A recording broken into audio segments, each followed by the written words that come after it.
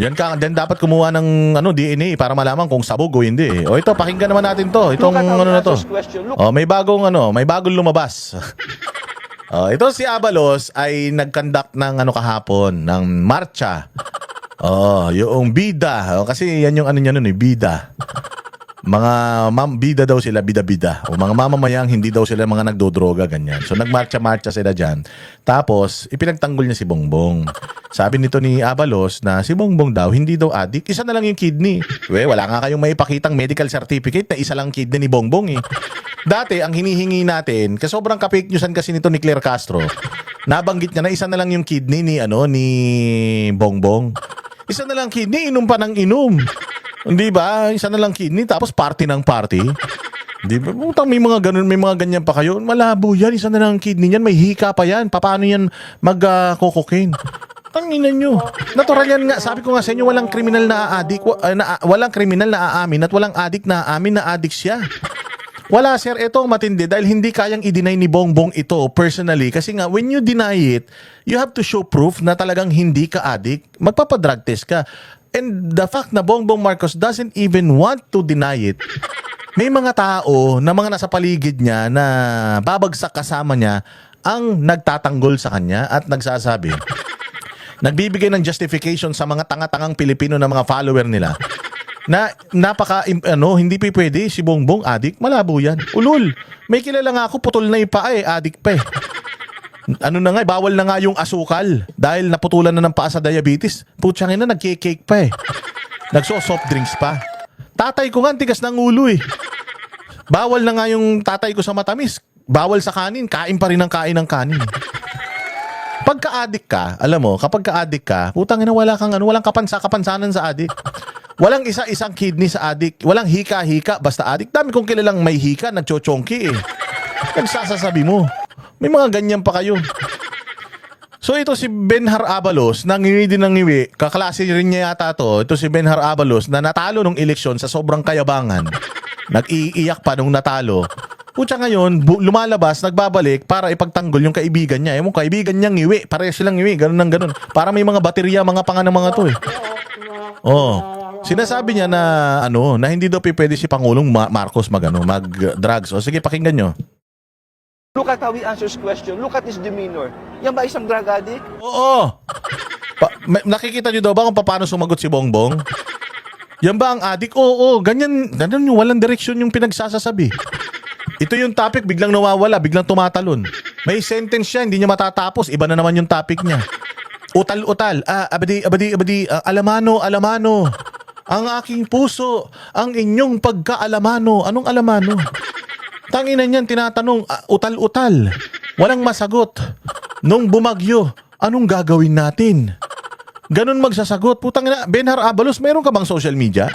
Meron ka bang TV? Hindi mo ba napapanood yung mga kapalpakan ni Bongbong? Alam mo, noong panahon ni Erap, gumawa sila ng Erap jokes. Sa panahon ni Bongbong, ang dami niyang reels ng mga kapalpakan niya. Mga utal-utal niya, hindi niya masagot na tanong, patawa-tawa pag tinatanong. Tanginan yan. Napaka epal yung dalawa. Lumabas ka na naman. Magpapa-appoint ka? Tanginan to. Wala pa. Sa next year ka pa pwedeng ma-appoint. Pagkatapos ng isang taon, natalo ka eh. Wag ka muna magpapansin ngayon, Benhar Abalos. Wala kang reputasyon. I'm sorry. Ating Pangulo. So on record, he only has one kidney. On record. Nasaan yung record na yun? Nasaan yung medical record that says meron na lang siyang isang kidney? Napaka-fake news nyo eh. Hindi naman daw siyang nag-donate ng kidney kay Marcos Sr. eh. Yung kanyang PSG ang nag-donate ng kidney sa kanya na nireject niya. Nireject ng katawan ni Marcos Sr. Kung ako si Marcos Sr., ba't ko kukunin yung kidney ng anak ko? According to Amy, bata pa, bumabatak na. Gusto mo ba kumuha ng internal organ ng adik? At hindi lang yun. Ang ating Pangulo ay asthmatic. May asthma Asan yun? Asan yung asthmatic? siya. Tell me, kung iisa kidney mo, kung asthmatic ka pa, hindi nga bawal magsigarilyo. Sigarilyo lang bawal lang magdadrugs. Marami yung kilalang asthmatic na nagsisigarilyo. Marami. Hindi, pag nagsigarilyo, pagtapos nagbibentolin. Ano ka? Ano ka, doktor? Tangina ka, bulag ka. Ang daming mga adik na bawal sa kanila, ginagamit pa rin nila. Bawal magyosi, mga asthmatic, nagyoyosi pa rin. Yung iba nga may mga cancer na sa baga, naninigarilyo pa din. Diabetic, kung bawal ang asukal, nagkaasukal pa rin. Bawal na ang kanin, may alta presyon, nagkakanin pa rin. Si Jay Guevara nga, bawal na yung kumain ng baboy, pero baboy pa rin ng baboy. Pinagsasasabi mo, Benhar Abalos. Tangina, malayo kayo sa katotohanan, hindi kayo uubra yung mga ganyang propaganda nyo. Putang ina, hindi niyan bibili ng tao. Hindi porket isa lang ang kidney kung totoo, hindi porket asthmatic, di niya na gagawin. Ulul. Tangina, taga Mars ka ba? Wala kang kilala na asthmatic na naninigarilyo, mas malakas pa manigarilyo sa pugon? Ulul. Ba? Yung ano ko nga meron nga akong nanay-nanayan sumalangit nawa ang kaluluwa. Ako taga-bili ng Ventolin niya. Dada, bumili ka nga ng sa Mercury ng Ventolin inhaler, yung ginaganon. Asthmatic. Putang ina, nakakaubos yun ng 3 kahan ng Philip isang araw. Tapos si Bongbong, asthmatic, di pwedeng mag-cocaine. Ano ka? Tarantado, hindi naman usok yan Pulbos yan, sinisinghot mo. Ano sabi nito? Look at how he answers question. Look at his demeanor. Yan ba isang drug addict? Oo, adik na adik. Sinabi na nga ng kapatid Alam nga naman, maniniwala kami sa'yo. Hindi ka naman kano-ano. Bata pa ba magkasama na kayo? Hindi. Nung pinatalsik pa sila sa Hawaii, kasama ka? Hindi. Ang kasama yung ate. Sinasabi nung ate adik. Alam nga naman, hindi kami maniwala doon sa ate. Sa'yo kami maniniwala. Ngiwi ka rin ng ngiwi. Ikaw nga rin pinapag-drug test din Pa-drug test ka kaya? Benhar Abalos, para malaman natin kung may karapatan ka magsalita. O, di ba yan sa mga video sa ibabaw, yung mukha niya, ang ngiwi ng ngiwi. Ganun ka ng ganun, tapos gusto mo paniwalain kami sa sinasabi mo. Natural, yung mga adik, magtatanggol yan sa isa't isa. Hindi ko sinasabi adik ka. Sinasabi ko lang in general. Oo. Pag halimbawa ako adik, tinanong ako, yung kasama kong kajaming ko, uy, adik ba yun si ganun? Hindi. Yung adik niya, bait-bait niyan Pag tinanong mo rin yung isa, uy, adik ba yan si Boss Dada? Hindi, bait yan. Ano nga yan hirap na nga huminga yan, magdadrugs pa.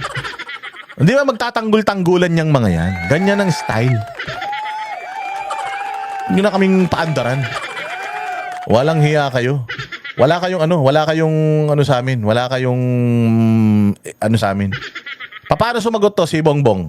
Gusto mo malaman kung paano sumagot? Ha? Ito. President Rodrigo Roa Duterte built more and better than all the administrations succeeding my father's.